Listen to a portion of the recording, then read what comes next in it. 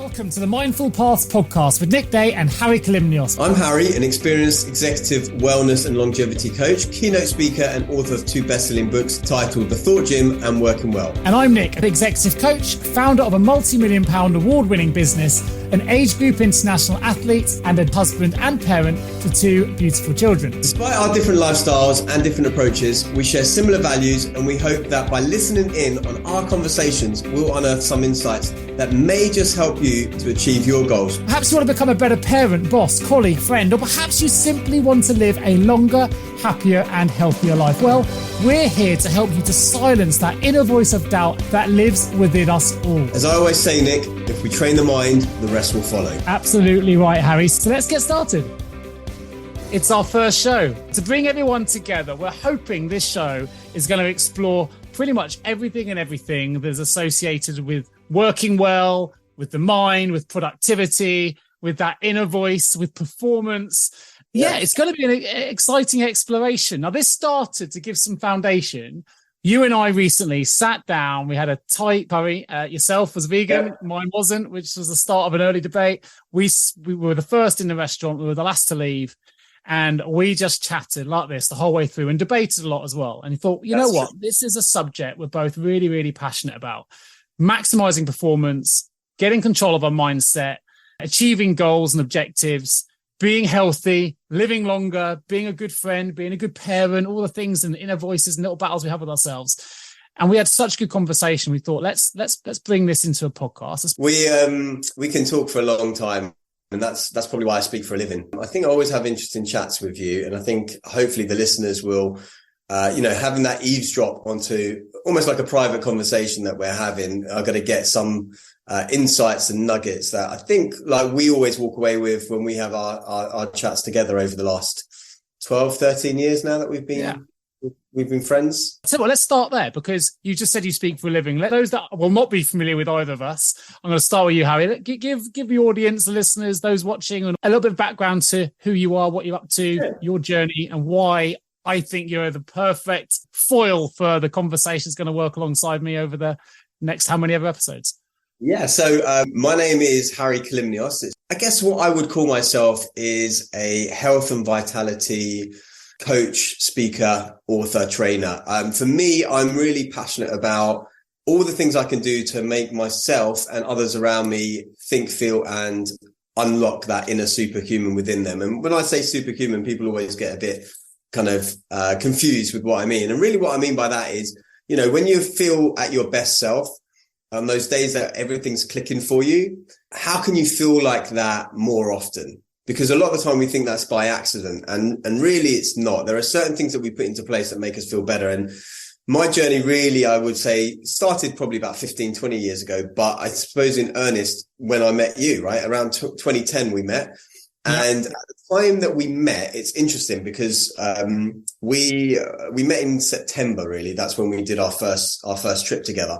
And that was my last month of work at the London Stock Exchange. So I was still working at the London Stock Exchange. I've been there for about 6 years and I was getting made redundant, but it gave me the opportunity, taking that redundancy, to investigate things that I was really interested in, such as NLP, like neuro-linguistic programming. So I went on some courses, got my master practitioner on that. I started down this rabbit hole of a journey of personal development. And then that led me to understand more about health and well-being as I started seeing these amazing people around who were living quite well into their 50s, 60s, 70s and what they were doing differently. And that led me this whole journey into health and well-being, really. And so when I started learning things that I had not realized before, I wanted to share them. And I always thought to myself, it would be a real shame if everything I learned died with my brain, right? That is not like the only reason in my view to learn something is so that you can then go and share it with someone else. And so rather than talk one-to-one to people, you should talk one-to-many because it's a lot better use of your time. A bit like what we're doing now. Let me do a bit of a sell as well, because I've known you now, say, for 10 years. You are an author. For those watching on video, he's written a book called The Thought Gym. He's written another book called Working Well. He's just written a huge manifesto, of what a better word, which hasn't been published yet, but due to come out. And this is something that you live and breathe now, right? You're fully immersed in the world of health and well-being, which I love. And we have a lot of synergy in what we like and what we enjoy. We're both keen readers. I have to say that Harry's reading list, which he shared with me at that Thai restaurant, was insane. My reading list, as you know, I'm quite structured in a way. And so I just wrote down pretty much every book I read since 2011. And I went through a reading frenzy, I think, for 4 years where I was reading a book a week. That probably puts a little bit of context in how we're slightly different as well. Like, I'm a bit more of, let's do it straight away. Let's not hang around. I'm very objective focused, goal orientated. And we first met when I decided I wanted to ride London to Paris. But like Harry likes to share the word, I like to share experiences. So I decided to put this invitation out to anyone that wanted to come. I put it out on Facebook, put it out on social media. Lo and behold, on the first day we went, 20 odd people rocked up that I'd never met before, some way better cyclists than I was. I planned some Google Maps that we ended up following, which weren't to scale. It was a learning journey. My wife drove the support vehicle. We bunged all our bags in, and we cycled to Paris with very little planning. In fact, so much little planning that Harry once did one of his Toastmaster presentations on how bad my planning was, which was interesting, and he shared it with me. That's absolutely true. But there's some truth in the sense that I like to get off and just do things. So this idea with Harry like a couple of weeks ago, and now we are already recording our first episode. I think that was what makes you a good entrepreneur, though, as well. Is that you just get out there, break some things, and then work it out later, sort of thing, as it were, right? And that's a good thing to have. That's a good thing to have. I hope so. So to give some credibility to what I do, so I run a successful business. It's a multi-million pound turnover business. So I'm CEO of that firm. So I guess it's probably worth mentioning that I also host 2 other podcast shows. In fact, I've recorded over 180 episodes, I think, but they're both industry specific shows. So one is called the HR L&D podcast. The other is called the Payroll podcast. What else? Me and Harry just have a huge passion for trying to improve ourselves and trying to do that to meet certain objectives. And for those interested or maybe following us now and you've got goals in your life that you want to achieve, I think our conversations are going to be quite useful. For example, between the 2 of us, we've cycled most of Europe now, Nice to Pisa, London to Paris, several thousand kilometers. I've completed an Ironman in under 10 hours. I'm a parent of 2 wonderful children. I was 3rd in the world in obstacle course racing, which is actually a thing in my age group in the World Championships in Canada in 2016. And this year I qualified to compete at the World Championships in Ironman 70.3. Like, Nick did all these things, and I still don't think he's doing. He can optimize even more in certain areas, right? With some of the things we'll talk about, I'm sure. And it always astounds me how you can do the thing you do. And I read some of your Instagram stuff a while back for this for the triathlon thing that you were talking about, where you hired this coach and you said, right, I've got X amount of hours to train each week or something, and I'm running the business and I'm doing this, and like, Nick does everything, listeners, right? He has these he's got the businesses, but he's got the side hustles, and he's doing all these other extracurricular stuff, like you were doing a acting thing at one point, with I've just written the Limpstone Village. And you're writing a play, yeah. 2023. It was way harder than I anticipated, by the way. I shouldn't. And then also you've got all these masters, and you're like, oh yeah, I'm doing another masters or something. So I'm always amazed at like how you're accomplishing all you accomplish, right? Because I guess I'm kind of like, I have done triathlons in the past, but nothing on your level. I've done like, the London triathlon, and I've done one marathon. Sure. But you, like, the thing is with you, and I guess this goes to, you're all in. When you got into triathlon, you went all in on triathlon. Then you went to obstacle course racing for about 3 or 4 years, and you're suddenly top in your age group in the world doing those sorts of things. And then you went back to triathlon after a 10-year break, and you're suddenly at the World Championships again. And then another time you run a 100-mile race in like. That was 100 kilometers. That was Hadrian's Wall. Yeah, it was good. Yeah, but you know what? This probably links to what we're talking about. I mean, you've made me very humbled by what you just said there, Harry, and I appreciate that. And we do respect each other a lot.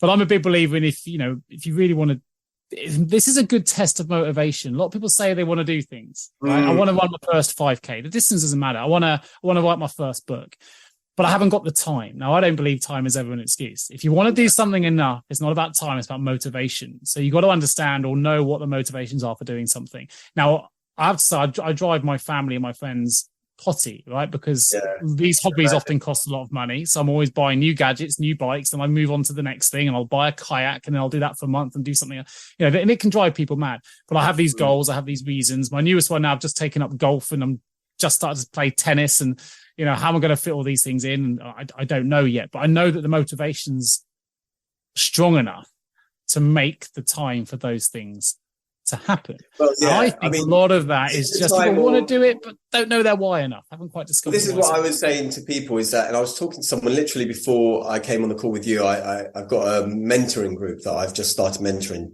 to teenagers from around the world, and we meet for an hour every 2 weeks, and we were talking about time and saying you can't make time and you can't create time, but you have to take time, which means you're taking time from somewhere else. Because at the end of the day, we all have 24 hours in the day. So sure. In order for you to find that hour to play tennis, you can't find it. You have to take it. You have to take it from something else. Now, what are you taking it from? That could be sitting on the couch watching Netflix, or it could be commuting, or it could be whatever the thing is, but it has to come from somewhere. And I'm a bit like that in that I've got lots of different interests, which was also a blessing and a curse, and kind of fed into my health and well-being philosophy, is that I was never anyone that was really super into any one thing. So like when I was at school, I was pretty good at all sports, but not like the best in the school at any one sport. I was pretty much near the top in all subjects, but not necessarily what I'd say the best in any subject. And and I think it was always for me, it was that by going all in on one thing, am I missing out on the other opportunities? Whereas someone like you go all in on one and then you go all in on the other. So you actually do get all the opportunities, but you're kind of compartmentalized. Yeah, but there's something in that, right? And what you've just mentioned is a quote, which I have to think about a lot because with all the things I put on my plate. One is when I say yes to something, what am I saying no to? Yeah. Right? And having that thought concept, if anyone is listening to this or watching this and they've got plans, try and analyze when you say yes to that, when you add that other monkey onto your back to take on another challenge or another project, what are you saying no to? Now, in my life, I've got my own coach, which I speak to, who helps me a lot with this, because every time I say yes to a new challenge, Ironman in particular last year, my target was to go under 10 hours. I wanted to see if I could go quicker in my 40s than I could in my 30s. Now I achieved that goal, which is great. But in achieving that, it involved a lot of training, and that training meant less time with my family. So when I said yes to being on a bike for 4 hours on a Saturday, that's saying no to being with my son for 4 hours on a Saturday. Yeah. So weighing this stuff up. So I made a commitment to my family that I'll do it for 1 year only. And this year I'm not doing any more full Ironman because that was almost like a contract that I set with my wife. The will was there to do it, but I can't do that every year because I'm saying no to the things actually that are also really important to me. So I think the idea of when you say yes, what you're saying no to is something that'd be quite useful. Oh yeah, I remember. I think I first heard. I think it was Richard Branson say that somewhere, and that was really kind of profound to me because I was thinking, yeah, if you say yes to this, you're actually saying no to 1,000 other things that you could Absolutely. Be doing. So like, if it's not a hell yes, then it's a no because I love that. Hell yes or no. Yeah, it's either hell yes or a no because otherwise you have to deny other things. But actually, I did want to ask you because it's quite interesting because you're definitely, at least appears to me, because like many high achievers, and this is kind of goes to a bit of what we're talking about in the podcast because we're talking about high performance, high achievers and stuff, but going from goal to goal to goal, where it's like the goal is the thing. Whereas I think for me, it used to be that in a way, but now I'm very much more, the goal is the process, not the end result. Because otherwise, and it's like this famous thing of like, the astronauts who make it to the moon, right? Suddenly, a lot of them ended up becoming alcoholics and depressed because suddenly, by the time 45 years old, they've achieved, I mean, how much more can you do than land on the moon, right? And suddenly they've got the goal that they worked all their life towards. Or you could argue like professional sports players, right? By the time they're 30, Wilkinson kicked the goal and then had the biggest bout of depression after that kick, right? Yeah. Won the World Cup. 10 minutes later, he's the most depressed he's ever been. And so do you feel like you're that kind of person that is going, because you are kind of very goal oriented, you've got that fitness goal, whereas my fitness goals now are to do with, I guess what I call the lifestyle Olympics or what I think Peter Thier, longevity expert, talks about senior Olympics or something. It's like, when I'm older, can I do basic things like get up from the floor, like put my bag in my overhead compartment of the aeroplane, get up and down the stairs. And it used to be that I was into, doing the marathons, doing the triathlons and going from goal to goal. But the last probably decade, my main goals in exercise have been just to have longevity and flexibility and movement. And my big goal, if you like, ever was our cycle trips that we haven't done for a few years now. but that was my big physical goal of the year, really. And now it's very much not like that. And I feel like my goal is the process, because if all you do is live for the goal, then you get, now what? Once you get it. I get it. I mean, you've got to enjoy the journey for sure. I mean, I think we're different in some of those things. I mean, if I felt the same as you, I would be stretching every time I did exercise, which I don't do. And I've got, I don't foam roll. I don't do, I've just started doing. Try getting into yoga. Yeah, I'm trying again. This is another example of you're very much like, you're like, I'm doing 30 minutes every day, and you're like, I'll give it a go. Whereas I'm very much more of a kind of go slowly kind of thing, and have I think that. if I try something for 2 weeks solid or 30 days solid, and if I don't then adopt it as a habit, it's not for me. And I'll do anything for 30 days. Let's see if my body then goes, I want to do this. But after 30 days, I want to keep going. I'll keep going. If I don't, I'll drop it and try something else. Yeah. But I think you talk about the journey and the goal. Look, I've definitely changed in this. I went through some trauma 12, 13 years ago, and I think that's changed my outlook on a lot of things. There's a Latin phrase called solvitur, I think it's solvitur ambulando. I don't know if you're familiar with that. It's a Latin phrase. It basically means it can be solved by walking. So taking that a level further, for my own mindset, for my way that clears my head, I clear it through exercise, through running, listening to podcasts, being in the fresh air, cycling, and just being in my own headspace. So I think that's a big part of it. So I try and pick goals that allow me to create that the exercise that's going to contribute to clearing that mind with a target. If there's no target at the end of it, I won't get out and go for a run. I have to have a reason to go and do a run. So I'll pick a race, and then usually it's something big and it keeps me motivated for the course of a year, like a sub 10 Ironman, which is a big goal by anyone's standards, I think, and just push for it. If I don't hit it, I can deal with that, providing I feel like I've put the work in. And I think in terms of, I'll tell you, actually, I've still got it on. If you can see it, I've still got this little band on here, little green band. It's an athlete band. Genuinely, in 13 years of competing in different sports, at, relatively decent age group levels, the best I've ever felt crossing a finishing line was the world champs in St. George this year, 70.3. I came 130th, right? Nothing to write home about. I went out there, and it's only the first time in my life I've suffered from imposter syndrome, where I looked at everyone else around me and went to my wife, everyone here looks really fit except me. You felt like these are real athletes. And you do the race.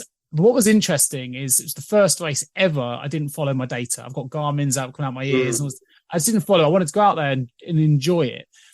And in the run up to the race, the enjoyment got taken away a little bit, because everyone very friendly and nicely started sending me messages going, Nick, you're going to smash it. You're going to crush it. You're going to do it. And it put loads of pressure on. Well, actually, I knew I could see the athletes around me. I wasn't going to crush it compared to, I wasn't going to come in the top 10, the top 5, nowhere near that level of standard. I was good enough to be on the start line. That's it. And it put pressure on that I didn't need. So I just shut all that out.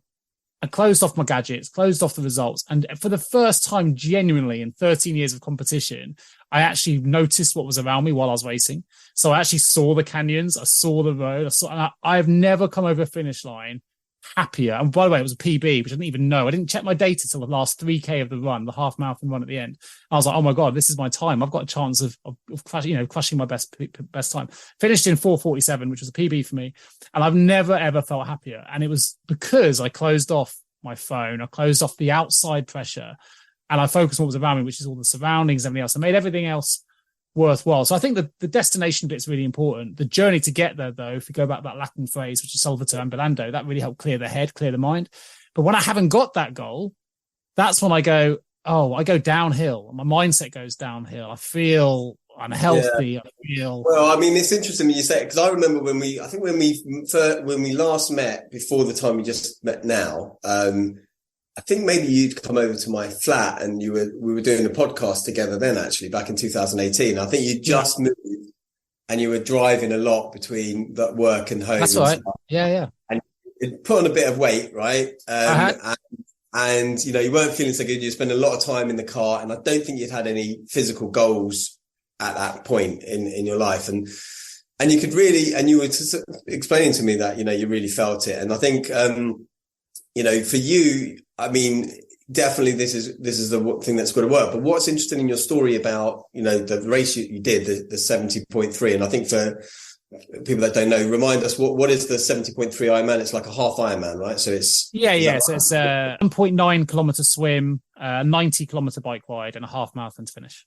Great. So that, when you were really in the moment of the race rather than in the the result of the race, right? Yeah, 100%.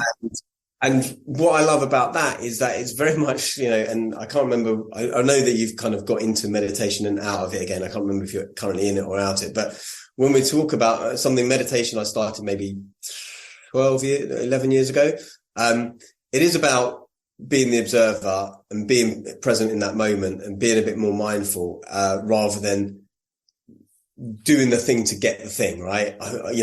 There's a goal to achieve at the end of meditation thing, because the reality is in life is that most of our time is going to be spent on the journey. And I always think about this when I say go on holiday and people are stressing at the airports to get to places. Now, obviously I don't really travel with kids, so it's a totally different story than if you're traveling with kids. But for me, the holiday starts the moment I'm setting out my front door, not the moment I put my bags down in the hotel and get 100%.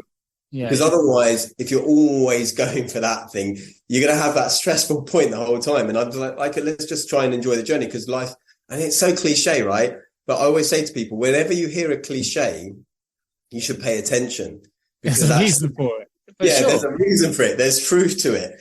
And so it is about the journey. And for me, the challenge I've got at the moment is not necessarily having those goals, because I've had various injuries, like significant one in the last few years. And I haven't really kind of pushed myself physically, because I've been still working my body out and seeing what can I do with my knee and everything.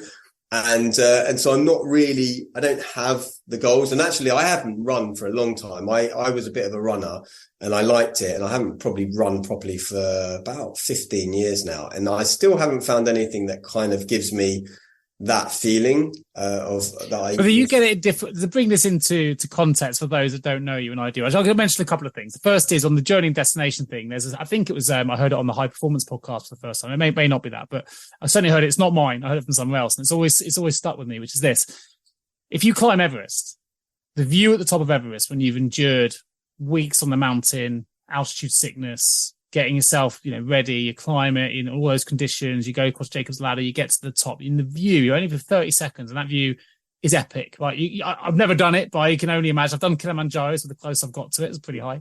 And you look around and the view is absolutely epic, because you've taken the journey to get there. And yet if I was at the top and you helicoptered in and stood next to me on the mountain, we'd be seeing the same picture, but it's a totally different view.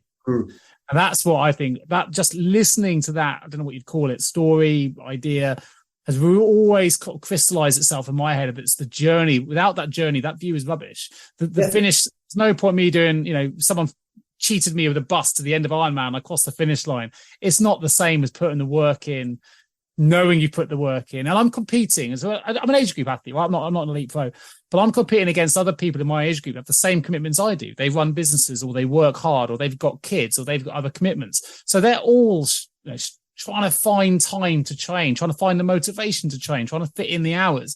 And I love the fact I'm competing against those people. And 129 of them were better than me in the world champs. Yeah, hats off. They just were just better. That's fine. No issue with that. And I think that one of the reasons I could enjoy the race itself was because I wasn't in the top 10. Doesn't really make a difference to me if I'm 130th, 230th, or 80th. They're not numbers. For someone who's texting me going, you're going to smash it, none of those numbers make any difference to them either. So I could kind of relax. So I was like, I can just enjoy this, which was really, really nice in that particular instance to do. But bringing it back to you. So to bring some interesting context, I do all the running. I get up early, I swim, I cycle, and I find time for all this stuff, which is great. But then, today, no word of a lie, you're going to laugh. Today I've already had a donut. I've had some toad in the hole microwave, which is terrible. And usually I'd like to think actually I'm quite good with my nutrition in terms of not doing anything processed, but my daughter had it and she only had half, so I had the other half. So that's all really unhealthy. I've had a bag of Monster Munch. I'm not great at my nutrition. And yet you won't travel without a juicer. I mean, look, come on. That is true. But what I also do is I've had crisps today and chocolates today as well, you'll be pleased to know. But I have also had my smoothie. So what I tend to do is what I call front loading.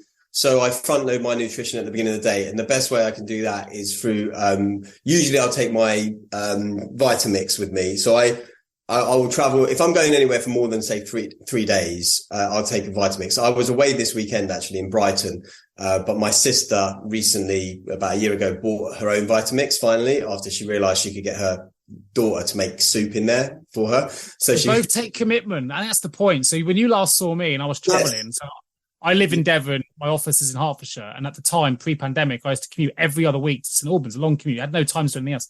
I got big and unhealthy because my diet didn't change. You can get injured and you still, very healthy, fit individual. You take that bit of your mind and your health really seriously.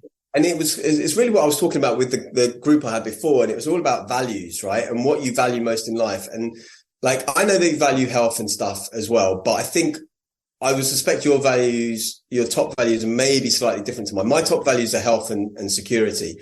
And so most of my decisions come from those two things. So by taking my blender, I'm meeting both health and security, because I can be healthy in when I travel, but also I can be secure that I know that I'm going to be able to eat, sustain myself. For example, this weekend, I was going straight to work so I was training all day. So I got up at 5 today. I was in Brighton over the weekend. I left at 6. Took me 2.5 hours to get to the school that I was teaching at today. And included a 40-minute walk. Now that could have been a 6-minute taxi, but because my values are health and security, I'm going to meet my health value by doing a 40-minute walk uphill with a 15-kilo bag, which is actually my main cardio is walking now. And then also security in terms of I know exactly that it's going to take me 40 minutes. I'm not going to get stuck in traffic and I'm not going to spend money and all this and the other. So it met my two top values. And so when you kind of understand your top two values, you kind of it's not really an effort as such, because you're going to kind of do that by default. So I took my juicing stuff, or my blender stuff in like little containers with me, and I used their facilities down there. But actually what I wanted to say, bringing back to your Kilimanjaro thing, not your Kilimanjaro, your Everest thing. I've actually gone to base camp. I think you know that. I'm not sure if you know that. Yeah, basically, yeah. Talking about looking back at where you've come and how climbing Everest is much more satisfying than taking a helicopter. I distinctly remember on one of our trips, cycle trips, where we were doing this ridiculous hill. I can't remember. It was probably around 2015.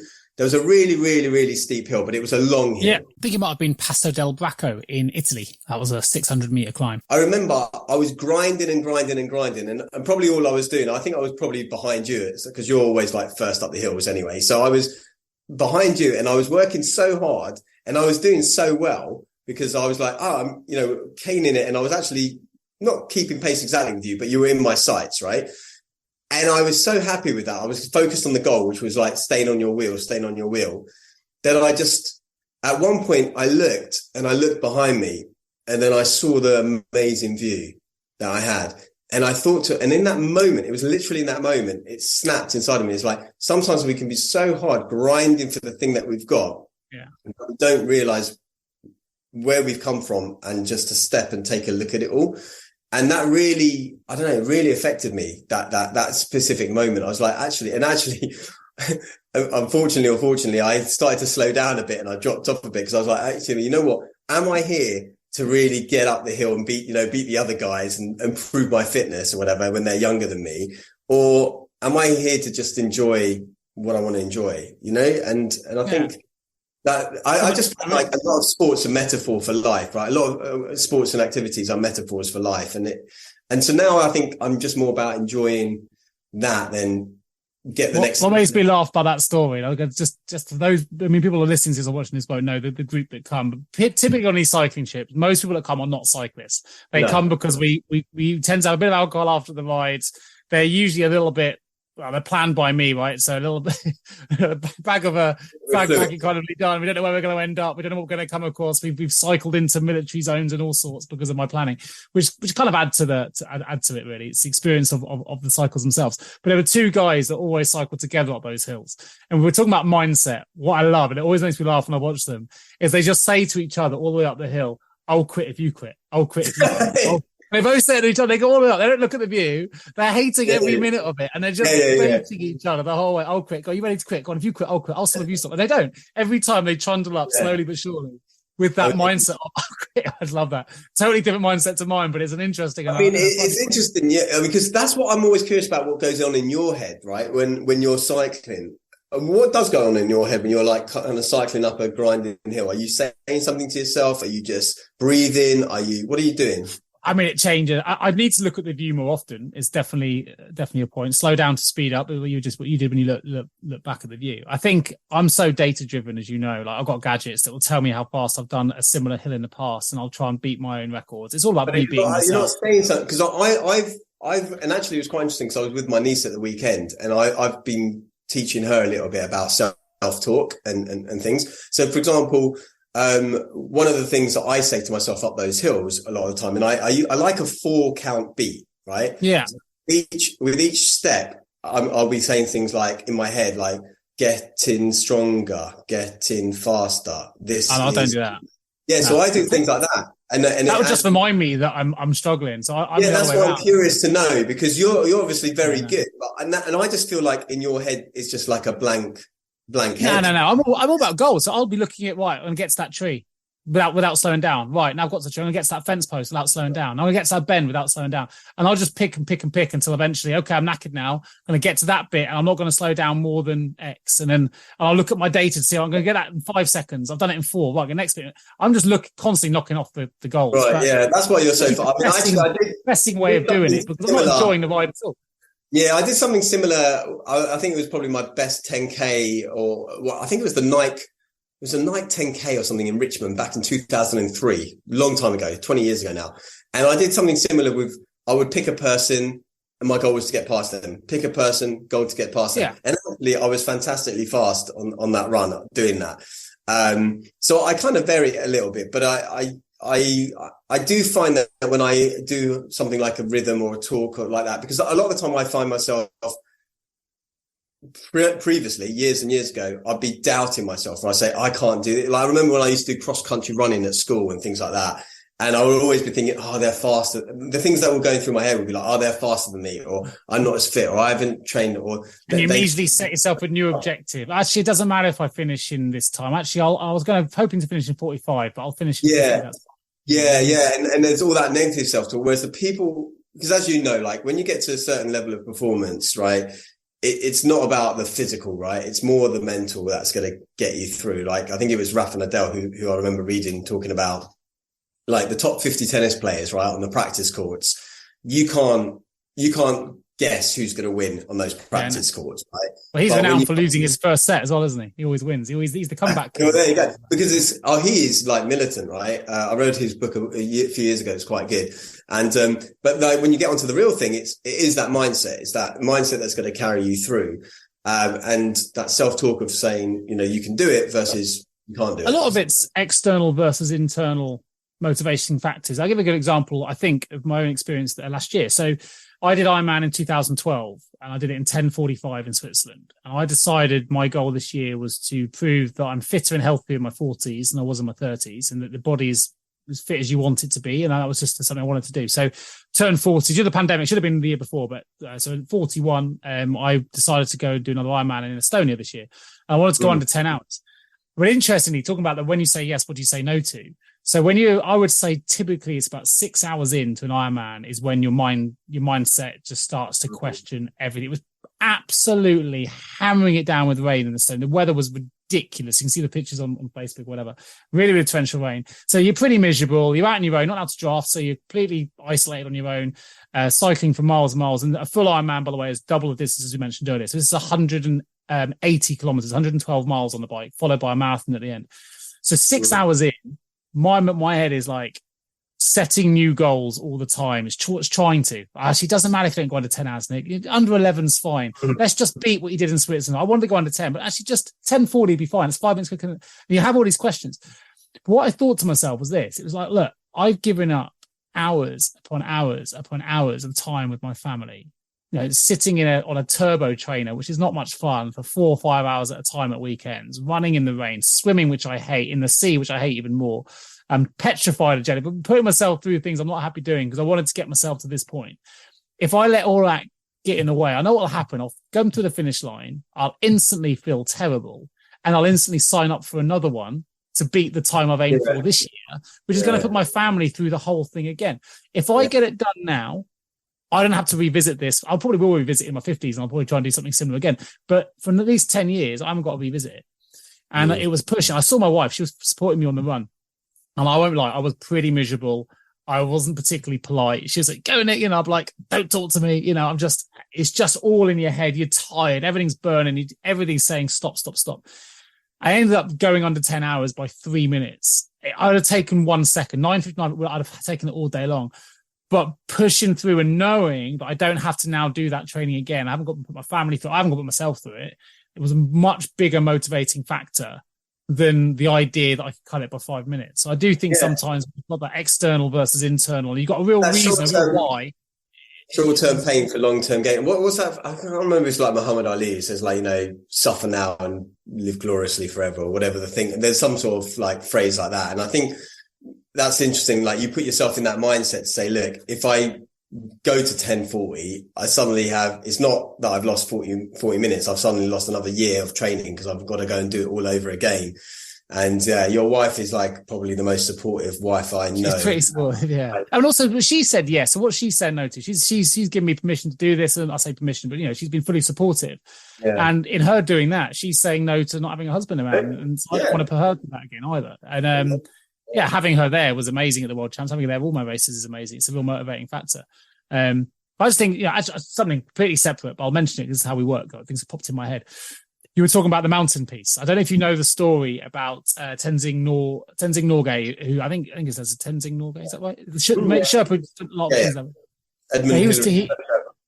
You may know the story because it was he did a podcast I was listening to a while ago. It wasn't him recounting; someone was recounting on his behalf. But either way, the story was this: took a load of people up to Everest, and when you go to Everest, you always put your oxygen tanks, if you're going with oxygen, you hide it away, and it's against the law to ever remove that oxygen because obviously it's life-threatening. People rely on it when they come back down the mountain.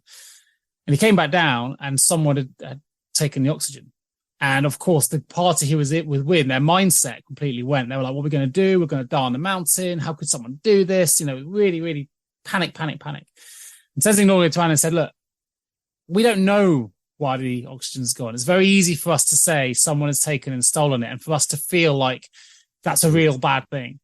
But let's just change the narrative. We don't know that oxygen wasn't taken to save someone's life. All of us are healthy right now. I believe we can get off the mountain. And the way to think about it is, look, let's not look at what someone else has got, what someone else has done. Let's just take the assumption. Let's create our own narrative, our own story, our own mindset that says whoever took that oxygen probably needed it more than we do. And let's carry on down the mountain. He got everyone off the mountain, by the way. And it was a mindset shift of not panicking what I haven't got. Someone's taking it now. I'm not going to finish the race because I've got a puncture or whatever it is. It's going, okay, there are worse things. Maybe this has gone to a really good thing. Maybe, all the maybes. And I love that. That story for me really resonated because I know my immediate reaction would be exactly not his, by the way, being the others. Oh no, I'm going to die in a mouse. I've got family at home. Kids. And that's fine. That might be the natural reaction of it, but then it's stepping back and then going, what else could this mean? Right. And because at the end of the day, we create assumptions and stories in our life about things, right? Someone doesn't text you, like, to put it back to a real example that maybe people can relate to, you text someone and then they don't text you back. Right. And you've seen the 2 blue ticks, right? So in your head, they've read the message and they don't text you back. But the reality is you don't know for sure. You know that the message has appeared on their phone, right? Maybe someone else looked at their phone. Maybe they looked at the message. They said they were going to come back to it later. And where's the rule that you have to reply straight away anyway, or whatever the thing is? But we create a story. Oh, that person doesn't care. That person's ignoring me.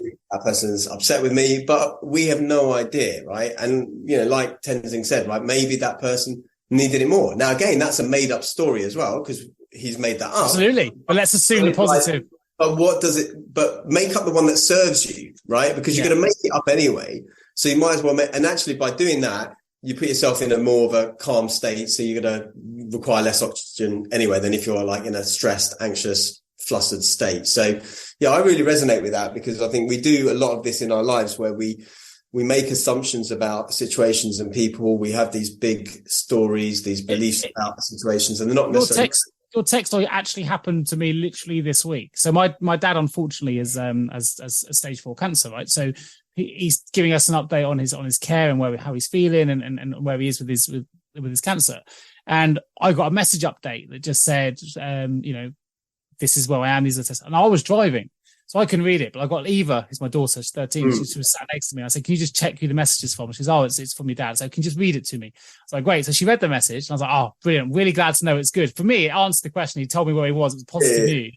Of course, I can't respond. I'm driving. So I was doing a drive, which you know, the best part of a 2-hour drive. I didn't get back to him for ages. But of course, actually, he didn't give any assumptions to me. He was waiting. But in my own head, I finished the car and thought, oh my God, he must have wondered why I haven't responded. He didn't wonder at all, by the way. He was perfectly cool with it. He assumed I was probably doing something.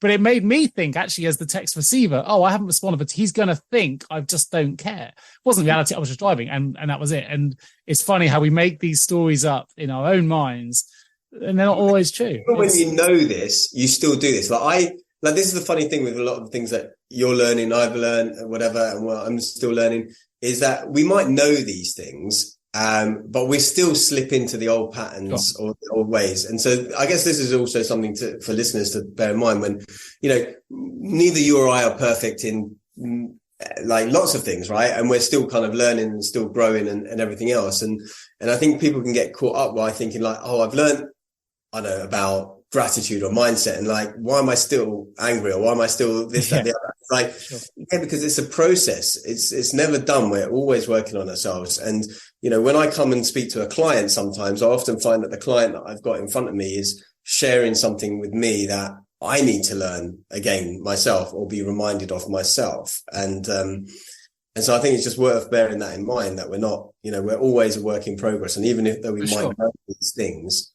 we're still going to fall into the trap of like, you know, oh, why didn't they text me back, or blah, blah, blah, even though, you know, then you pause yourself. This is what I was explaining to my students today. So I explain a little bit about nerves a lot of time and how to deal with nerves.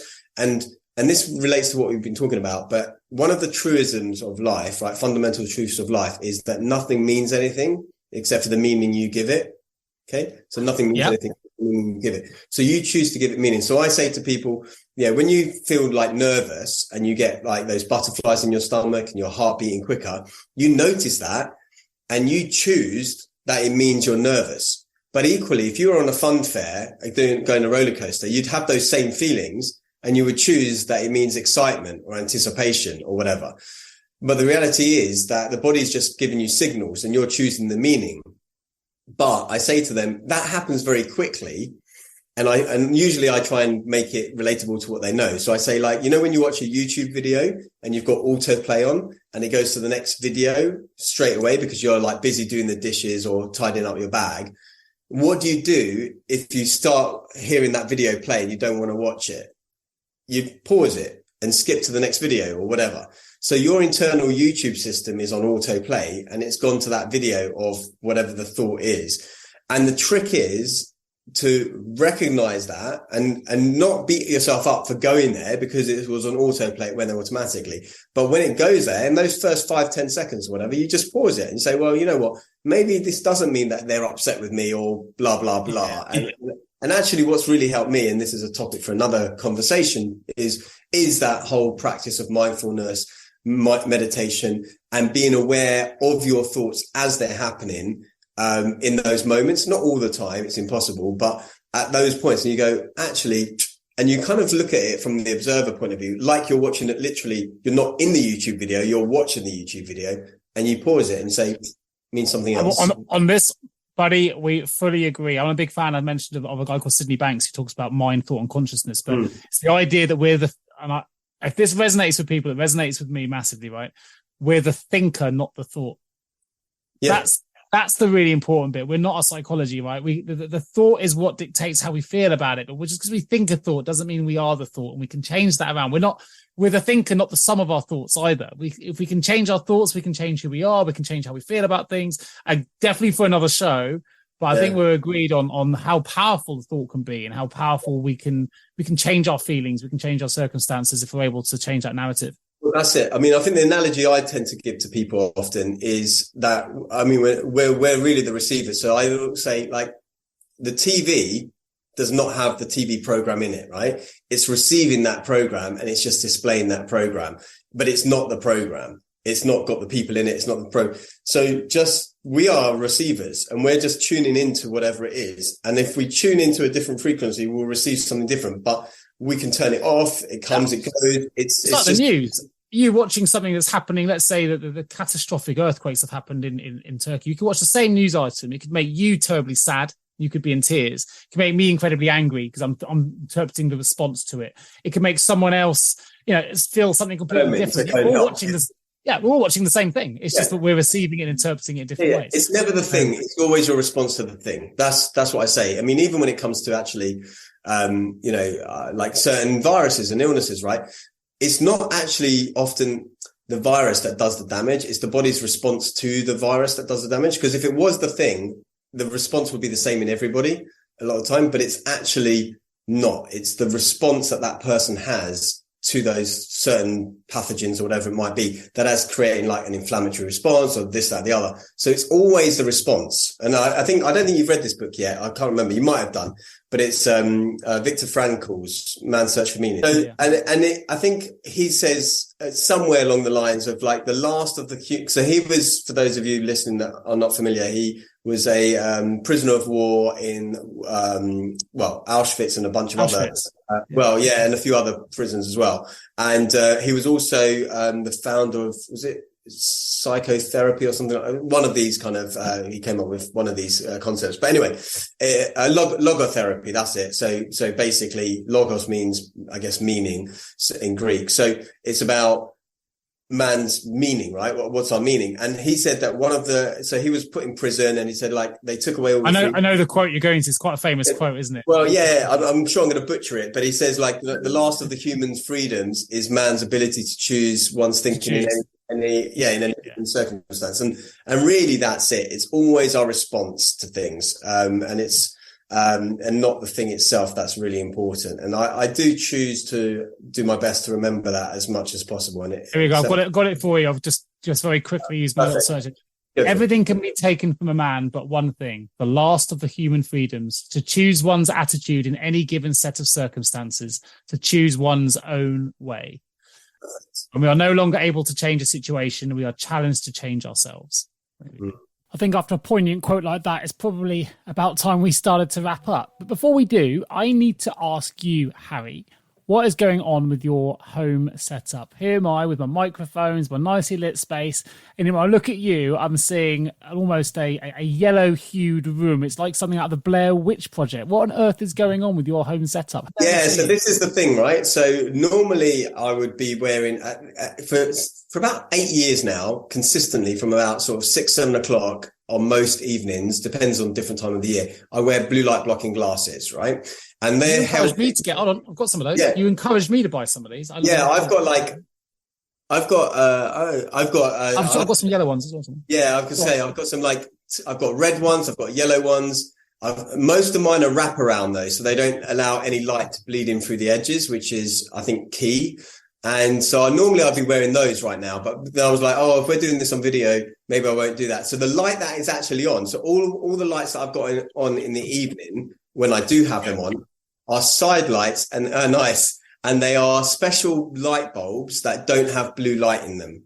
So they're stripped out anyway. So the light that's currently shown in my office here is a small light, which has got without the blue light, because I didn't want to wear the glasses in case.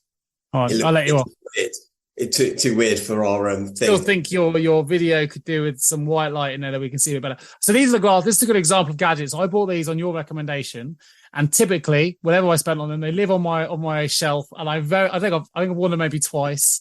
Should wear them more actually. But I'm addicted to them. If you come around to my house in the evening, people think I'm super crazy because there's no lights on, and I have these wraparound sunglasses on. And I take them. That's something I do take with me when I go traveling as well, because usually and typically in other people's houses, they have bright lights and they turn the lights on in the bathroom and in the hallway. I was with my sisters and they turn the lights on in the hallway just as they go to bed to walk up the stairs. I'm like, firstly, it's your own house. You should know how to get up the stairs without the lights on. But like, it's just so bright. So I just have these really red ones on. And I was watching the movie with them last night and I'm like, everything's red. Like the whole movie's red.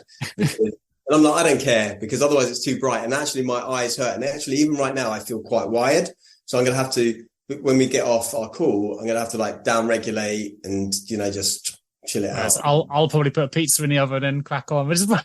Oh no, I've eaten. I like to eat by 6, so I got in at 5:30. I had 30 minutes. Luckily, my mum had brought round some food for me because I've been on the go since 6 a.m., 5 a.m. this morning. I don't eat before 9:30. I mean, this is where we differ, right? Really? Yeah, I mean, I got another gadget here as well, which we can talk about another show. I love it. Yeah, I've got a back thing for like to open up the chest as well, recent one and everything. Yeah, but right upstanding, right? So you got a juice in hand. Well, I think it's probably a good time to end first episode. Hopefully, this has given listeners a bit of an insight into who you are, how we met 10 years ago on a random invite to whoever wants to join me on a cycle trip, and you were one of those people, and we've stayed friends ever since. We've debated ever since on many topics, which I'm sure we'll look forward to bringing to the listeners over the course of time. But yeah, I've enjoyed today's conversation. Hopefully, listeners have too. Tune into the next episode, and we'll be tackling. I think we're going to tackle ChatGPT. We're going to tackle thoughts. We're going to tackle nutrition, exercise. Gadgets. Everything is going to help you. Everything is going to help you. Tune in and you'll learn lots, I'm sure. Thanks a lot. Cheers, Harry. I'll speak to you soon. That brings us to the end of today's episode of Mindful Paths. We hope you enjoyed our conversation and found some valuable insights to help you on your journey, whatever that may be. Remember, your thoughts don't mean anything until you give them meaning. And as we've said before, mastering your mindset is a continuous journey, not a destination. If you found this episode helpful, please consider leaving us a review. And remember to subscribe to our podcast on your preferred podcast platform so you never miss a future episode. Thank you for listening. I'm Harry Kalymnios. And I'm Nick Day, and we hope you will join us again in our next episode of Mindful Paths.